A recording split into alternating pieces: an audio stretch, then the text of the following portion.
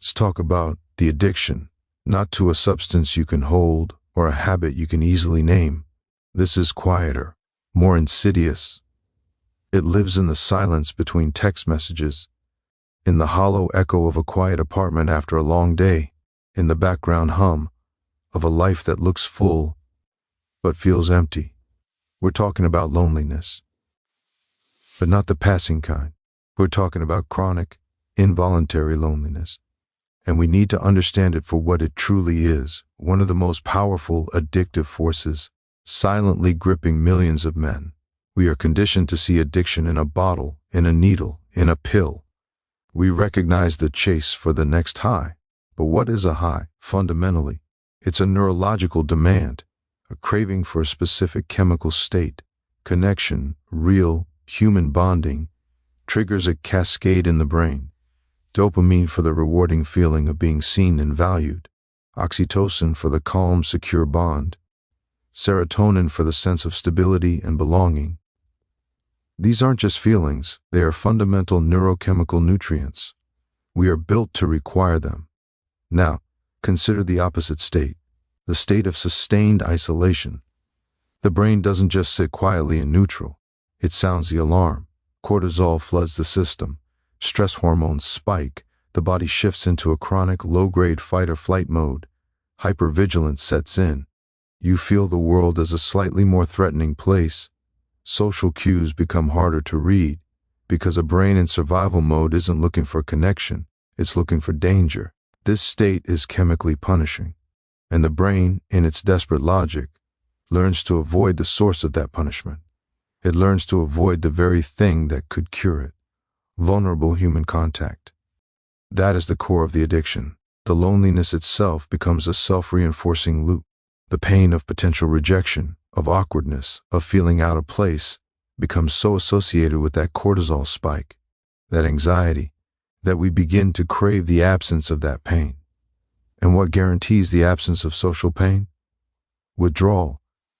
Isolation, the very thing that is killing us, starts to feel like a safe harbor. We become addicted to our own solitude because, in the short term, it numbs the acute sting of failed connection. We trade the devastating possibility of rejection for the guaranteed, slow-burning poison of isolation.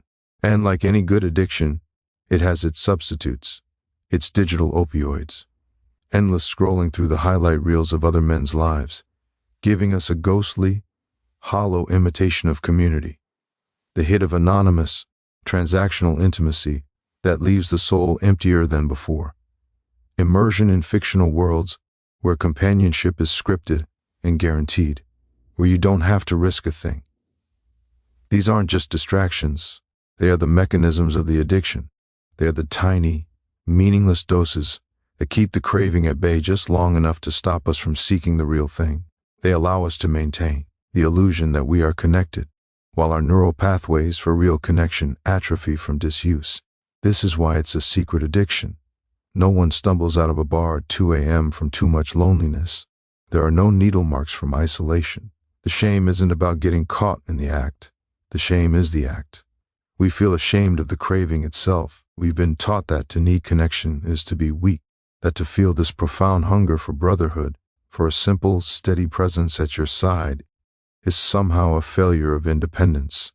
So we hide it. We perform sufficiency. We wear the mask of the man who is fine, who is just focused on his work, who doesn't need all that. We lie to the world, and the lie becomes so convincing we start to believe it ourselves. The addiction wears the perfect disguise, the face of strength, of quiet endurance, of the lone wolf who needs no pack. But the body keeps the score. The brain does not believe the performance. It continues to starve for the chemistry of connection. And in that starvation, it makes decisions for us. It narrows our world. It turns potential friends into background characters and social invitations into threats. It builds the walls of our prison higher, day by day, and then convinces us we built them for our own protection. This is the unspoken epidemic. It's not a mood. It's a pathology of connection, a dependency on the very state that is destroying us, because the path out feels littered with landmines of vulnerability we were never taught to navigate. We are not weak for feeling this. We are human, but we have been tricked into believing the poison is the cure, and the cure is a sign of failure. We must see the cage before we can break its bars. Now, you might ask, why us?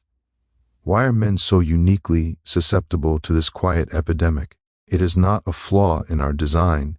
It is a flaw in our programming, a series of societal codes and silent expectations that have, brick by brick, constructed a fortress of solitude around the modern man and then handed him the key as if it were a trophy.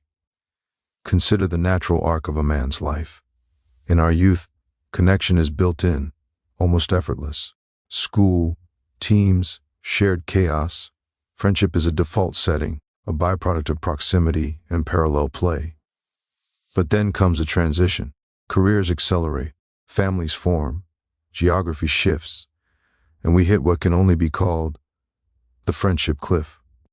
Around the age of 30, the scaffolding of forced interaction falls away. We are expected to have graduated from needing a tribe. The playbook we were given runs out of pages. We are left with a mandate to provide, to protect, to achieve. But nowhere in that manifesto does it clearly state, maintain your lifelines, tend your garden of brothers. The mechanisms we are left with are insufficient. We are taught to bond shoulder to shoulder, not face to face. Our intimacy is activity-based. It is transactional. We talk about things, sports, work, politics, the project at hand. The bond is forged in the doing. And this works until it doesn't. Because when the activity ends, so often does the connection. A fishing trip concludes, the game is over, the project ships, and we go home, back to the silence, having shared an experience but not a vulnerability. This is not a failure of the men, but of the script. We are fluent in the language of cooperation, but illiterate in the language of confession, and this creates a dangerous conflation. In the absence of clear, culturally sanctioned pathways for deep, platonic intimacy, we collapse the concept of intimacy entirely into the realm of romance. We are taught, implicitly, that the only relationship worthy of our emotional truth, our fears, our deepest uncertainties, is the one we have with a romantic partner. She becomes the sole emotional depository for a lifetime of accumulated silence. This is an impossible weight to place on one person. It is a structural weakness. It turns a partnership into a pressure cooker. And if that relationship falters, or ends, or was never there to begin with, the man is left emotionally bankrupt. He has no other account to draw from. The entire system collapses. Meanwhile, the cultural script equates vulnerability with weakness. To admit a need for connection is to admit a lack of self-sufficiency. We are the heroes of our own stories, and heroes journey alone. They endure in silence. They bear the weight without complaint. This is a powerful, seductive, and utterly toxic narrative. It recasts a biological necessity, connection, as a luxury for the unstrong. It makes the reaching out for a friend feel not like an act of courage, but an admission of defeat.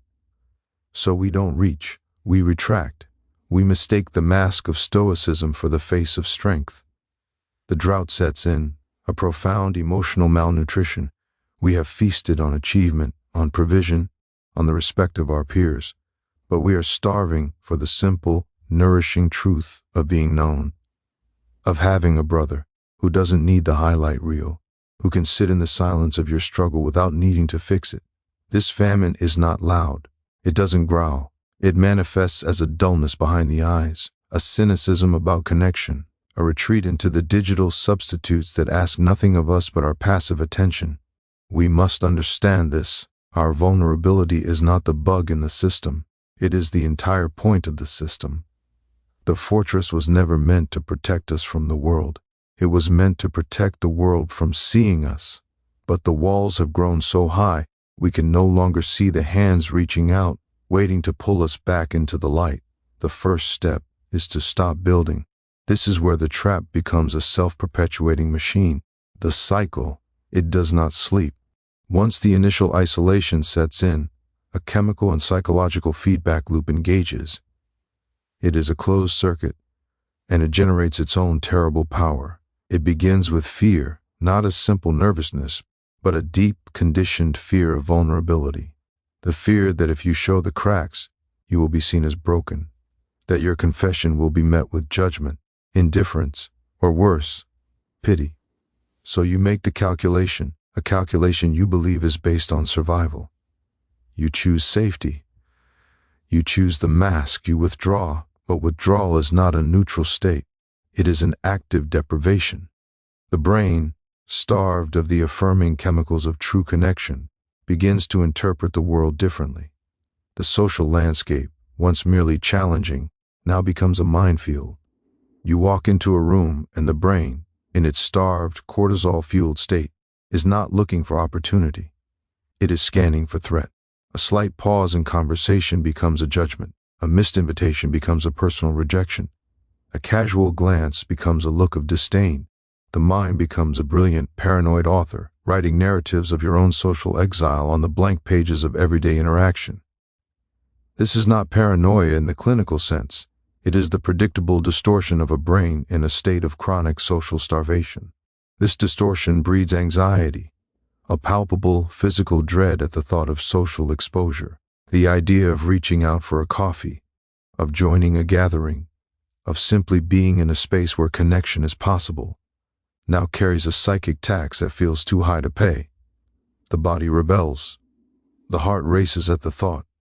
The mind offers 1,000 plausible, excellent reasons to stay home. And so you listen. You obey the anxiety. You withdraw further. And with each retreat, the loneliness deepens. It compounds. The shame grows.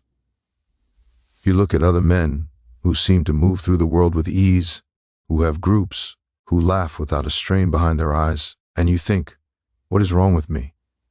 The isolation ceases to feel like a circumstance and begins to feel like an identity. I am alone, not I feel alone. I am alone. It becomes a core truth, a fact of your existence. And here, the addiction offers its most seductive solution. If the real world hurts, leave it. The digital substitutes stand ready, not as distractions, but as full-scale simulations. A curated social feed provides the illusion of community without the risk of conversation. A multiplayer game offers camaraderie and a shared mission, with bonds that are intense, but context-dependent, vanishing the moment the server goes offline. These are the painkillers. They numb the acute ache. They provide tiny, controlled doses of the chemicals you crave.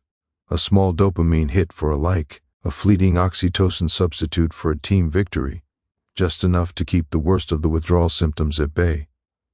But they are counterfeit currency, and like any counterfeit, using it devalues the real thing. Time spent in these shallow simulations is time your social muscles atrophy. Your tolerance for the messy, slow, uncertain work of building a real human connection diminishes.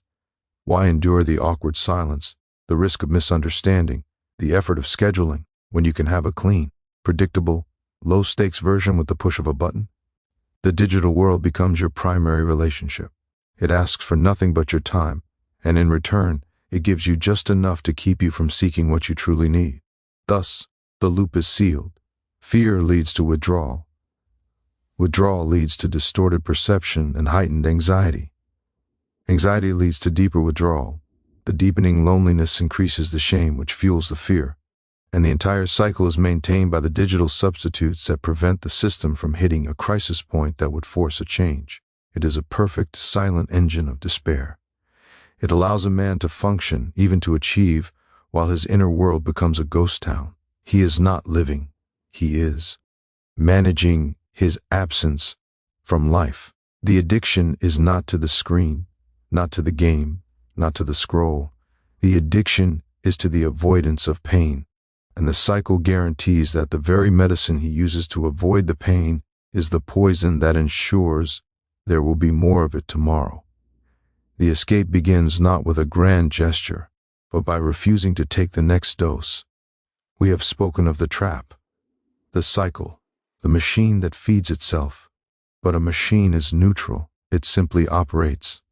This machine has a product, an output, and we must look at it, not as a distant statistic, but as a bill coming due. a compound interest on a debt of disconnection that is paid not in currency, but in flesh, in mind, in years. We have framed this as an addiction of the spirit, but the body does not recognize that distinction. The brain is part of the body. The stress it registers is not metaphorical, that chronic low-grade fight-or-flight state I described. The cortisol, the hypervigilance, the inflamed nervous system, this is not a mood. It is a physiological assault. It is a foot forever pressing the accelerator of your cardiovascular system while cutting the brake lines. The research is irrefutable, and it is chilling. Chronic loneliness carries a mortality risk comparable to smoking 15 cigarettes a day. It increases your risk of coronary heart disease and stroke by nearly a third. Your body, in a state of perceived social abandonment, begins to consume itself from the inside. It is not designed for permanent exile. The heart was meant to beat in rhythm with others. In isolation, it begins to falter. The mind collapses under the same siege. That distorted, threat-scanning perception becomes a permanent filter. The pathways that light up with anxiety become superhighways. The pathways for calm connection grow overgrown.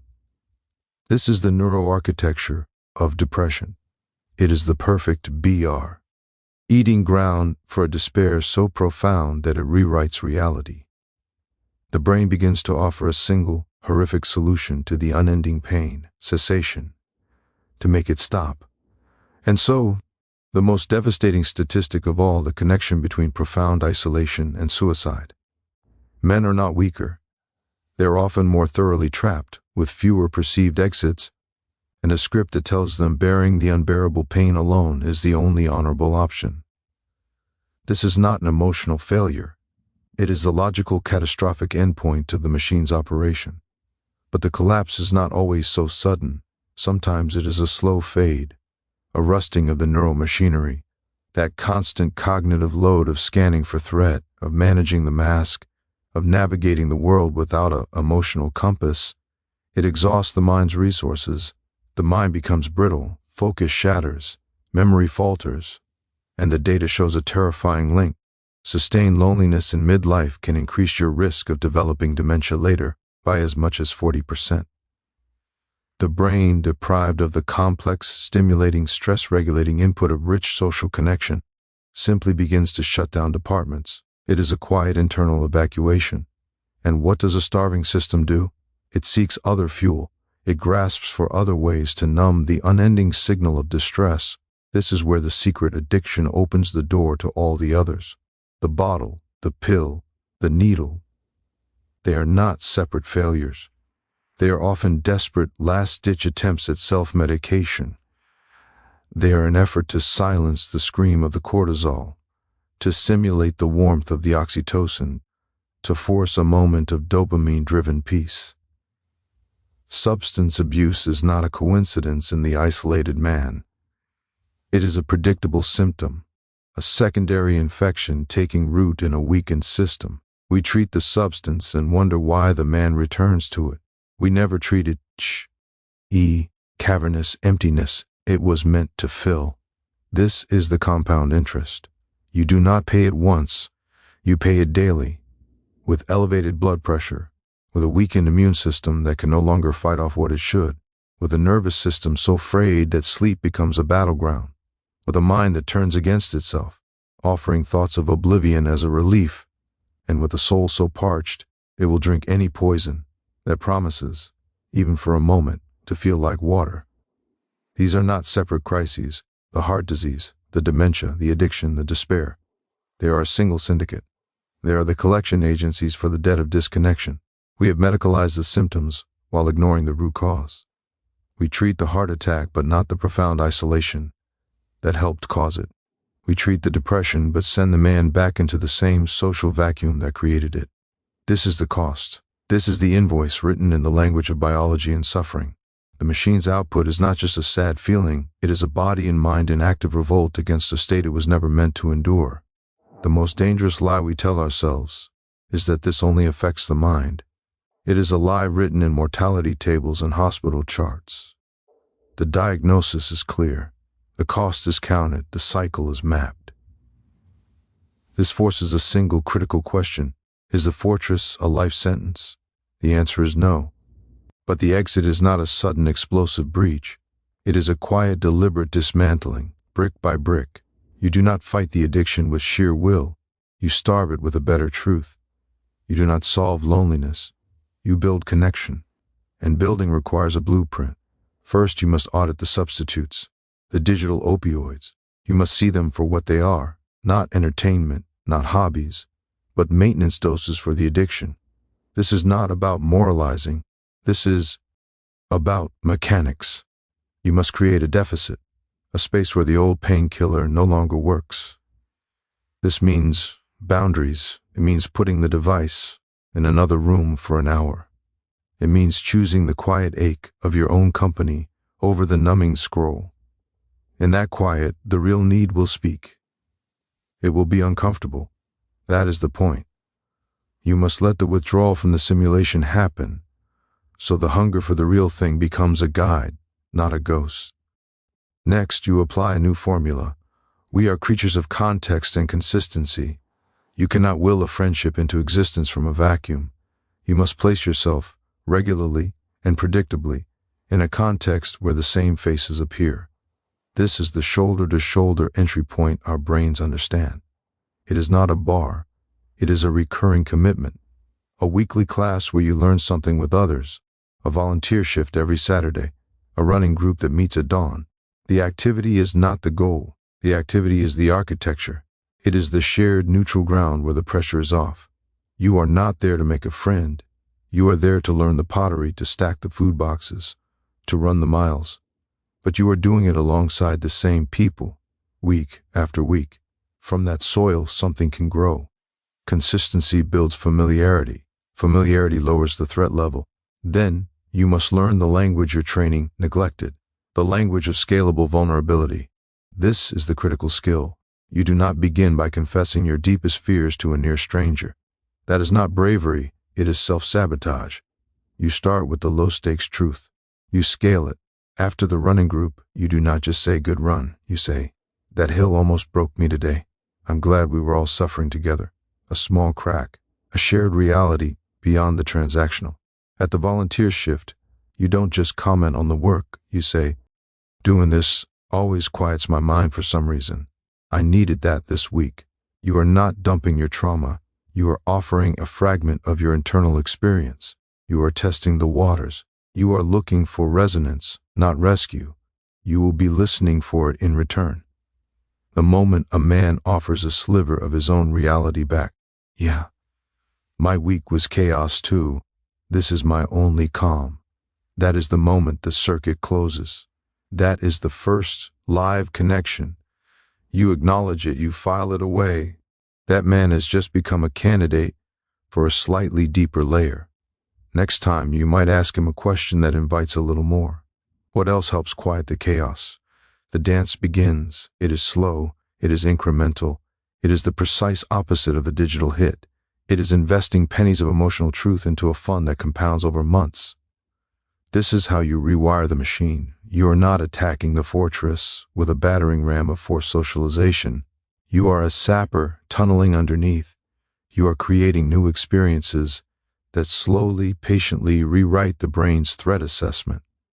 You are proving, through repeated, low-pressure exposure, that vulnerability does not mean annihilation, that a shared silence can be comfortable, that a small truth offered can be met with a small truth in return, not with judgment.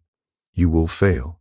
There will be interactions that feel awkward, offers for coffee that go nowhere, moments where you scale the vulnerability too fast and feel the sting. This is not failure. This is data. This is your nervous system learning the new terrain. The addiction will whisper that it's easier to go back, to retreat. Your task is to treat the attempt itself as the victory. You showed up. You placed the brick. That is the win. The goal is not a network of 100 acquaintances. The goal is 1 or 2 anchors, a single other man who knows your name and your struggle, and to whom you have offered the same. That is the antidote. That is the real chemical exchange that begins to lower the cortisol, to stimulate the oxytocin, to regulate the system. From that anchor you can build outward. But it starts with one consistent context, one scaled disclosure, one mirrored truth. You rebuild the system from the inside, using the very wiring that was turned against you. The man who is known cannot be erased. This is the final and most critical transition. We have diagnosed the illness. We have outlined the treatment. But for the cure to take, we must change the underlying code. We must rewrite the script of what it means to be a man. Not with grand pronouncements, but with a quiet, collective reframing of the most basic truth. Seeking connection is not a retreat from strength. It is the foundation of resilience. For too long, our model of strength has been the unyielding object, the stone, the pillar, the lone peak that withstands the storm. But this is a dead model. A stone does not grow, a pillar cannot adapt. A lone peak is, by definition, isolated. It is a model of brittle endurance, not of life. Look at what lives, what survives, what thrives in this world. It is the system, the network, the ecosystem. The redwood that stands tall for 1,000 years does not do so because of a solitary deep root. It stands because its roots intertwine with the roots of every other redwood in the grove. They hold each other up. They share resources beneath the surface. Their strength is communal. It is interdependent. That is the model of a living strength. We must recast the act of reaching out not as an admission of need, but as a strategic consolidation of resources. You would not go into a physical battle alone if you had brothers willing to stand with you. You would not build a fortress without a foundation. This is no different. The battles we face now, against despair, against meaninglessness, against the slow grind of silent suffering, are fought in the dark, internal trenches of the mind. To enter that theater alone is not bravery, it is a tactical error of the highest order. To survey your emotional perimeter, to identify a brother you trust, and to say, "My flank is exposed. I need you to watch it for a while." That is not weakness. That is the supreme intelligence of a commander who understands the terrain and knows that victory requires allies. This is the new masculinity. It is not the rejection of the old codes of duty, honor, and perseverance. It is their evolution. It is applying those codes to the most vital mission, the preservation of the human spirit. Your duty is not just to provide resources, but to tend the relationships that make those resources meaningful. Your honor is not just in never showing fear, but in being a safe harbor where another man can show his without you thinking less of him. Your perseverance is measured not only in the miles you run alone, but in the patience and consistency you show in building a bond that can carry weight. Imagine a world where a man's social circle is viewed not as a frivolous accessory to his real work, but as critical infrastructure, as vital to his health as his diet, his sleep, his exercise. Because it is. The data screams this truth. A man prioritizing his platonic relationships is not being distracted. He is conducting the most effective preventative health care possible. He is building a neurological and immunological defense system no pharmacy can replicate. He is depositing resilience into an emotional bank account that will pay dividends when the inevitable storms hit. This is not about replacing purpose with companionship. It is about understanding that purpose without a shared context, without witnesses to your struggle and champions for your cause. Becomes a dry, brittle thing. It can crumble under its own weight. A purpose shared, a burden shouldered by even one other who understands it, becomes a legacy. It becomes a story that continues. The rewrite begins in the smallest moments. It begins when you hear the old script play in your head. I shouldn't bother him, I need to handle this myself, this isn't manly. And you choose to speak a different line. It begins when you see another man retreating behind his mask, and instead of accepting the performance, you offer a small, genuine question that invites the real person forward. It begins when we stop praising men only for what they endure alone, and start honoring them for the depth and health of their connections. We are not meant to be monuments. We are meant to be mooring points for each other. The strongest man is not the one who needs no one. The strongest man is the one who has the courage to need, the wisdom to choose his brothers well, and the strength to be that brother in return. His fortress has gates, and those gates open inward to a courtyard where others stand, and outward, to a world he no longer has to face alone. This is how we break the addiction, not just as individuals but as a culture. We make connection the new currency of strength. A lone wolf is just a dog that's lost its pack. It's time to come home,